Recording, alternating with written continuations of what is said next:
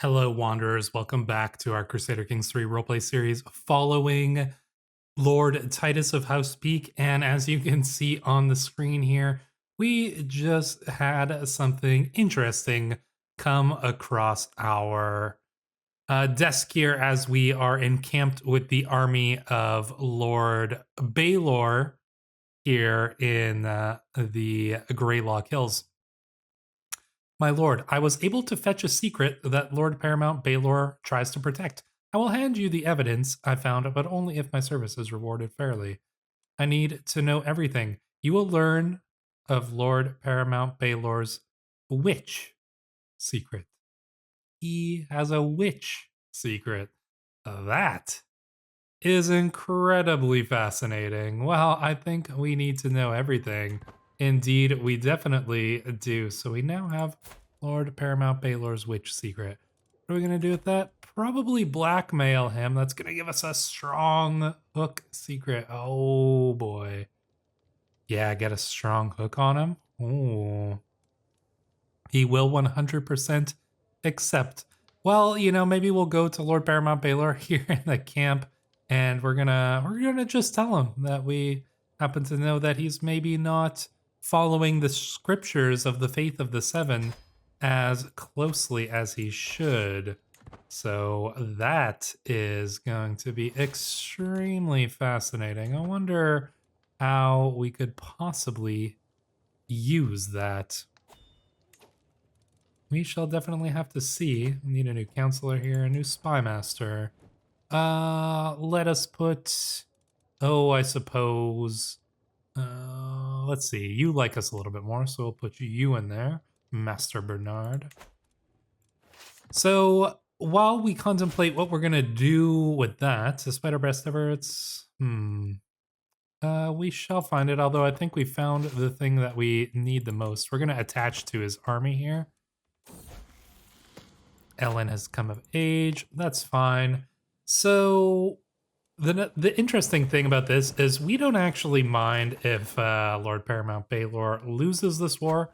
You'll see that this war is a liberty war. So the worst thing that happens if our side needs to surrender is that we'll get limited crown authority in the Reach. Lord Paramount Baylor will lose some face, which, you know, instability in the Reach is advantageous to somebody who's ambitious like us. And we can probably use that to advantage, especially if we go down to limited crown authority, which should allow us to wage war against Orchard Way and Cockles One. So they're actually kind of acting against themselves here, because if they get the limited crown authority, then we are just going to be able to attack them for our lands, because the Reach is going to be so unstable that nobody's going to be able to stop us. And not to mention, we've got a strong hook on Lord Baylor here. So we're going to keep the armies with him, because we, you know, actually, would we, or would he probably send us off to go and do something else? I don't think he wants to see us around, considering that we just blackmailed him. And why should we risk our troops? Why don't we just go and siege down Orchard Way? That seems like a good plan. But yeah, how are we going to use that? We could, potentially. Oh my, well, yeah, a strong hook. Strong hook lets us do a lot of different things. You know, we could get him to declare us a regent. That's not going to be super helpful. You know, what is going to be most advantageous of us? It's a good question. A marriage, obviously, like if we could get some sort of super advantageous a marriage, like if we could arrange a marriage, like a matrilineal marriage between him and our, like his son and our daughter. We learn of Hugh Mendham's lover secret. Not really too concerned about that. We could use the hook. He has to accept if if we do this. I wonder how he would explain that. Not entirely Not entirely sure, but we could get a peek here in that position. Not interested. We've got our spies are bringing us plenty of information, but none of it's particularly of interest to us. Do we get that arrange that marriage? I mean, it's probably one of the best uses of a strong hook to, essentially put somebody from House Peake eventually on the throne here. I don't mind that idea. I don't mind that idea at all. But yeah, we'll think about it for a little bit longer. What? Grave news for Westeros. King Aegon, a long-forgotten scion of the treacherous House Blackfyre, has landed in the lordship of Portsmouth, with him at the head of a host of 10,000 men under the command of Harry Strickland, who's apparently dead, so there must be somebody else leading him. Just as the wounds of the realm were thought to be healing, the Seven Kingdoms are once again at war. So here we have Aegon of the Blackfyre host. And he's got interesting a lot of high towers are joining him. Do we join the Blackfyre Rebellion? I mean, we are a Blackfyre supporter house. Ooh, now just things get really tough here. The decisions get really tough. We've obviously been making inroads with King Aegon by sending our eldest son here, Earthon, to squire under Aegon and to be his ward. But Aegon is a terrible person, and he is not a good king. He has turned out to be a very bad king. Strong king, but a bad king. He is definitely leaning more towards the Mad King Aerys than he is towards his father Rhaegar. I mean, killing Stannis or executing Tywin, executing Stannis, perfectly understandable. Lord John of Windwater, Lord Roland of Greatcall, rebels. But executing the silent sister Myrcella. Myrcella was ousted, allowed to be a silent sister, and she was doing that. And then Aegon goes and takes her out of the convent and executes her for almost no reason. That is not a good sign. And now, the Crown Lands rebelling against him. Things are just not really looking that good. So, although I don't actually see the war here having been started, but we'll see. The 6th Blackfyre Rebellion. Perhaps it could be advantageous to join. Perhaps we will. Oh, perhaps we would play as Aegon of the Blackfyre host. That's interesting. So I think if we choose this option, we just get to see kind of what happens and play it out. If we pick this, then we would get to play as him. We don't want to switch over and play as him. So we're going to choose this. Could be advantageous.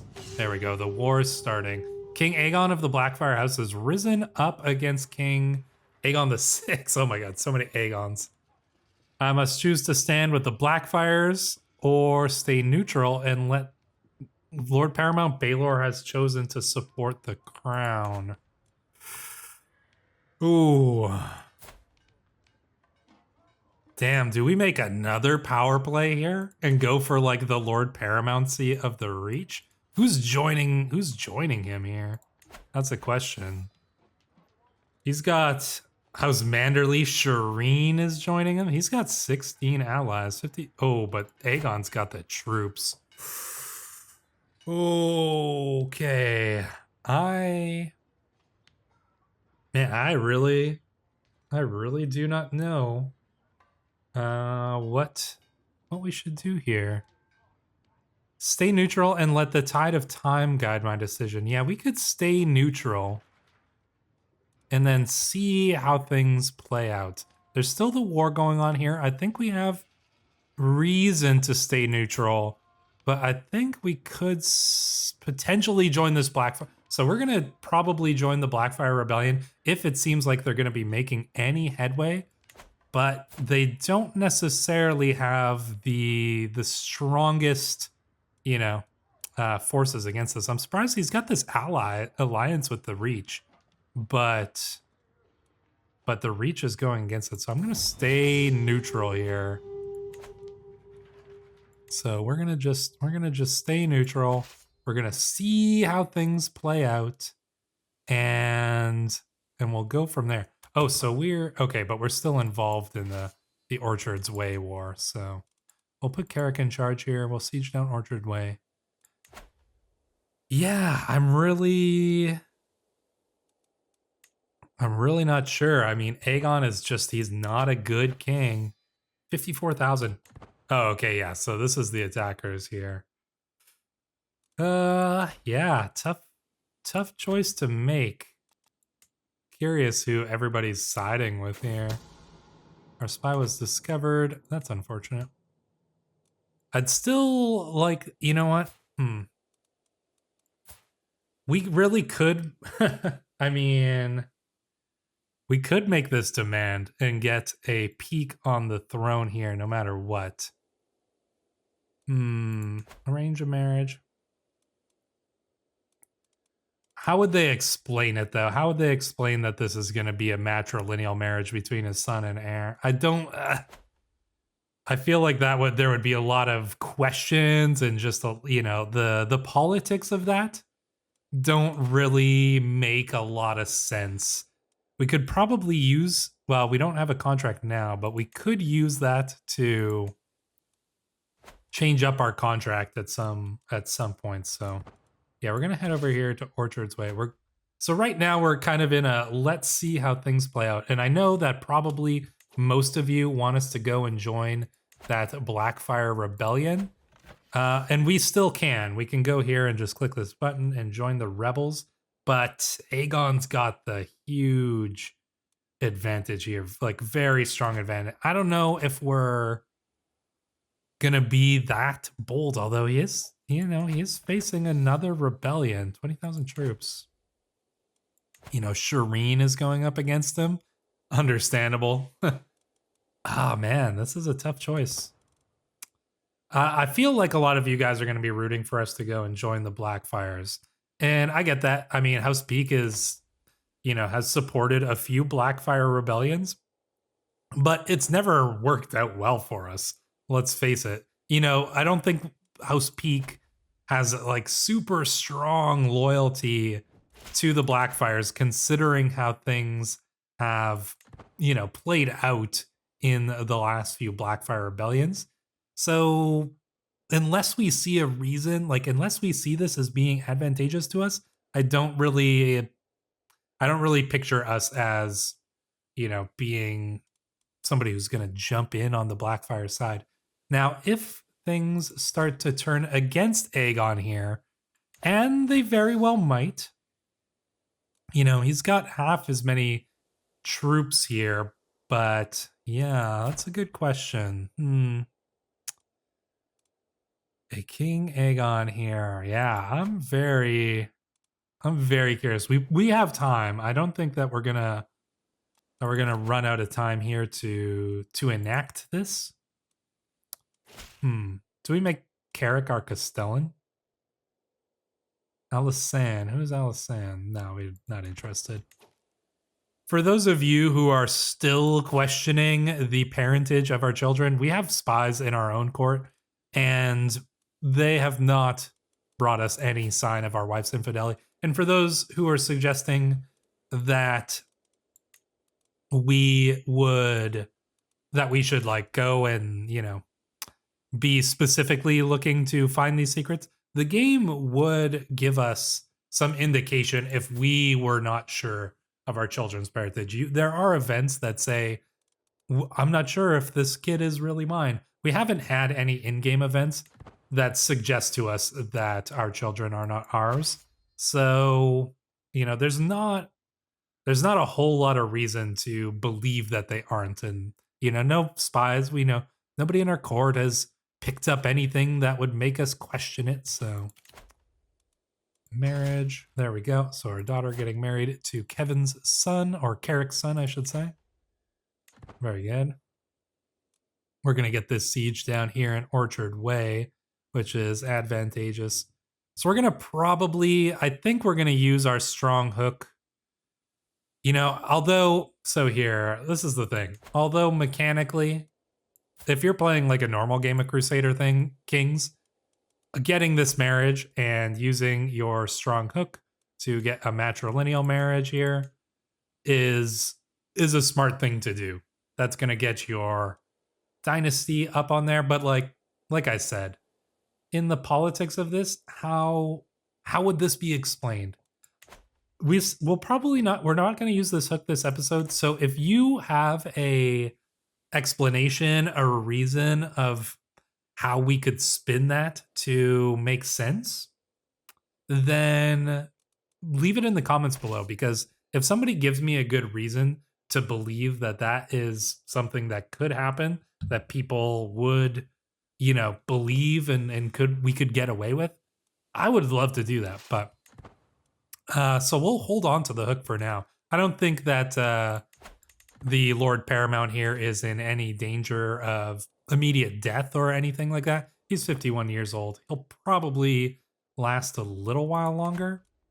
Looks like King Aegon's forces are coming in here. Curious where the Blackfires have landed. They should hold. Okay, so Aegon finished his rebellion there. Did you execute some more people? No, it doesn't seem like it. Does he have anybody in his prison? Oh, wow, look at this guy. Duncan Tedding. Oh, he's sick. A sickened Kingsguard here. I'm curious if our son is going to, like, decide to go and join the Kingsguard. Honestly, wouldn't surprise me considering he's, like, probably, like, idol-worshipping King Aegon here. Kind of seems like what's going on there, so... but yeah, where are the Blackfires? You know, where's he landed here? The Portmouth. Where is Portmouth? So he landed way up here in the Vale. That's actually a good choice. You know, if you were going to land, I mean, taking the Vale is hard, but defending the Vale from outside forces, that's a lot easier. So that might be his kind of strategy here, is to make it difficult for Aegon. You know, he probably wants to try to take the Vale, you know, hold the mountains and just make it difficult for Aegon to crush him, you know, quickly. And there's tons of places he can, like, hide his army up in the mountains. It's actually a pretty good strategic decision, in my opinion there. But taking the Vale is also, you know, potentially quite difficult, so...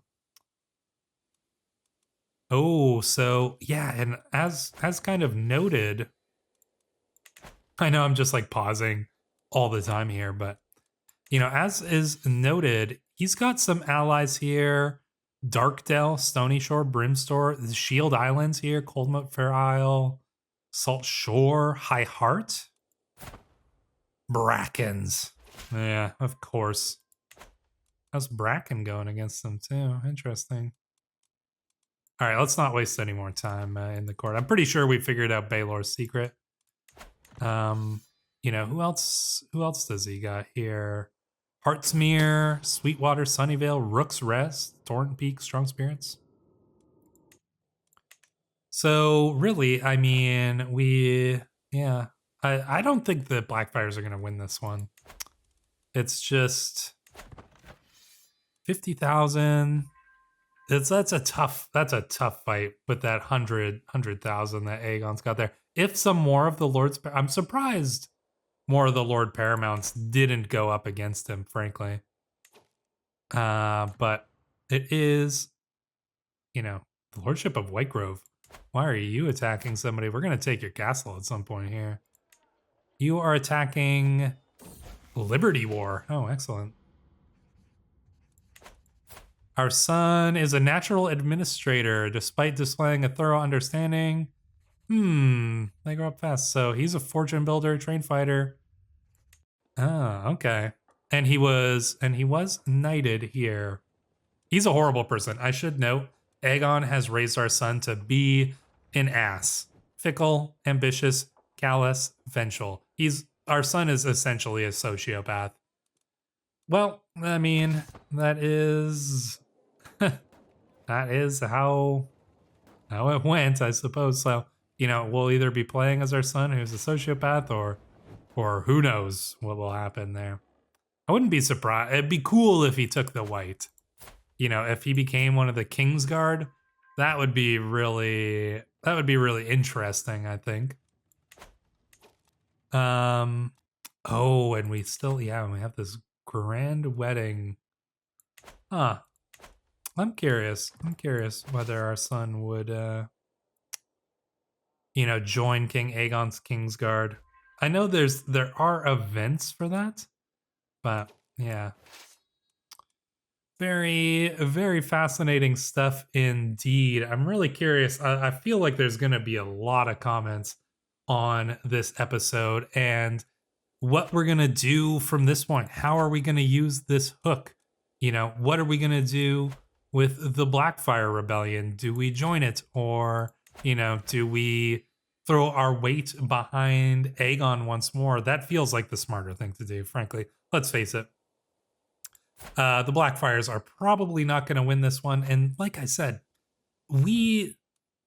although we have sided with the Blackfires before, that has not gone well for House Peake. And we have close ties with King Aegon here, even though he's horrible.